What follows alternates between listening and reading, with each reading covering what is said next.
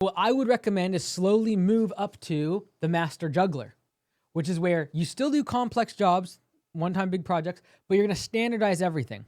My question for you is right now, kind of in a position where um, I'm over leveraging myself. I'm wearing a lot of different hats, and I don't have a whole lot of high talent labor. So I'm doing a lot of that. Managing all the operations, managing all the sales, material deliveries, and we do mostly landscape installs and cleanups. So one-time projects. Not only am I trying to get a continuity program like Harmosia suggested, um, but really what I'm trying to do is scale out either the operation side or the sales side. Curious which one would be easier, which one would be better for the business, and which one you think is going to be the biggest constraint going forward.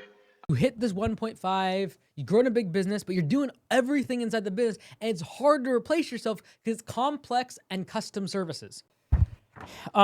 Right now, you're doing complex and custom work. This is what we call the treadmill junkie. Leads to burnout.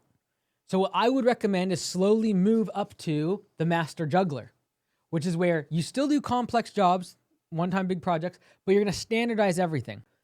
And to do that, you're going to say, these are the type of pavers, these are the type of blocks that we install and nothing else.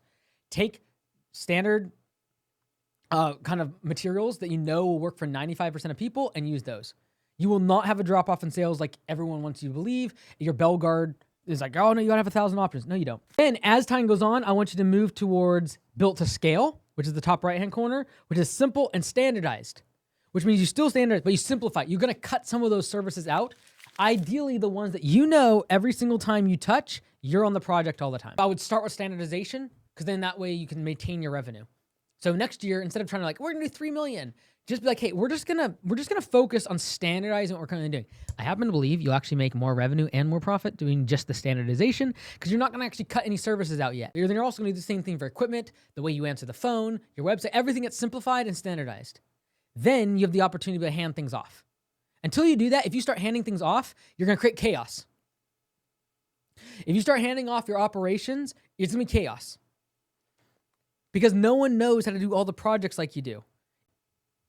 And if you're trying to determine which one do I hand off first, we always are going to move in the direction of I first delegate admin, then I delegate operations, then I delegate sales.